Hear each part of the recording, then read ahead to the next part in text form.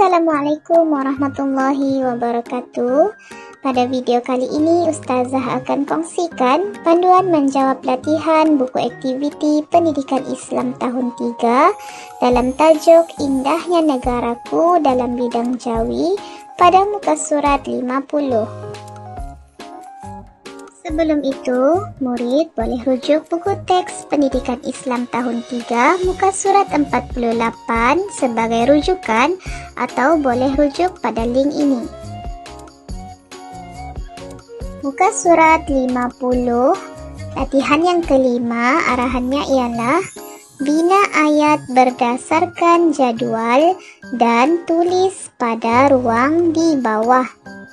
Terdapat 4 jadual yang telah diberikan.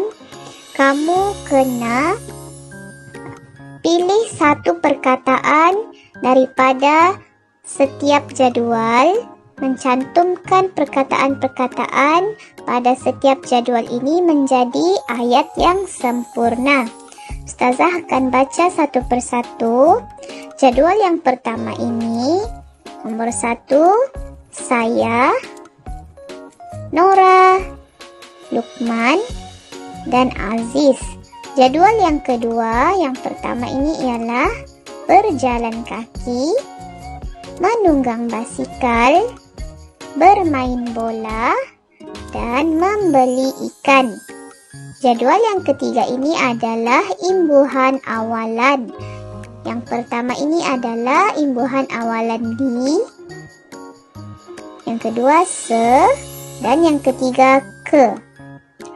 Jadual yang keempat ini, nomor 1, atas jalan, yang kedua, orang diri, yang ketiga, taman permainan, yang keempat, pasar. Kita akan buat bersama-sama. Sekiranya kamu ingin membina ayat sendiri, kamu boleh buat sendiri. Ustazah akan berikan cadangan jawapan sahaja. Oke, telah diberikan contoh di sini. Saya berjalan kaki ke pasar. Kita dapat lihat di sini. Saya ada pada jadwal yang pertama. Berjalan kaki ada pada jadwal yang kedua. Ke ada pada jadwal yang ketiga. Pasar ada pada jadwal yang keempat. Oke, nomor 1. Saya menunggang basikal seorang diri. Saya menunggang basikal, jadwal yang kedua. Jadwal yang ketiga. Orang diri, jadwal yang keempat. Kita lihat di sini. Apabila imbuhan awalan di, se, dan ke bertemu dengan huruf alif, apabila bertemu dengan perkataan yang bermula dengan huruf alif, kamu hendaklah tulis huruf hamzah di atas alif. Ini sudah kita belajar pada video pembelajaran yang telah kamu tonton. Oke, saya menunggang basikal seorang diri. Nomor 2, Nora membeli ikan di pasar. Nora, jadwal pertama. Membeli ikan ada pada jadwal yang kedua. Di ada pada jadwal yang ketiga. Pasar ada pada jadwal yang keempat. Nora membeli ikan di pasar. Yang ketiga, Nora berjalan kaki di atas jalan. Nora berjalan kaki di atas jalan. Kita dapat lihat di sini. Imbuhan awalan di bertemu dengan huruf alif. Oke, huruf alif di sini. Oleh itu, kamu perlu tulis hamzah, huruf hamzah di atas alif. Nora berjalan kaki di atas jalan.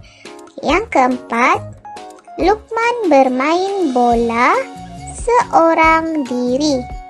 Lukman bermain bola seorang diri.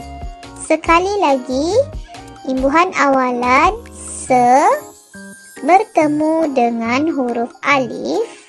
Oleh itu, hendaklah ditulis dengan huruf hamzah di atas alif. Lukman bermain bola seorang. Okey, huruf alif ini kamu kena tulis huruf hamzah di atas dia. Seorang diri.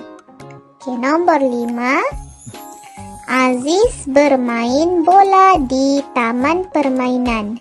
Aziz bermain bola di taman permainan.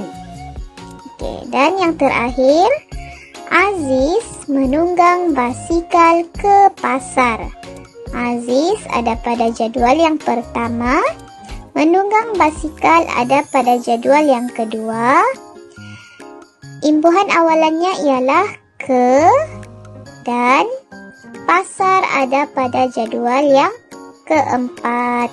Aziz menunggang basikal ke pasar.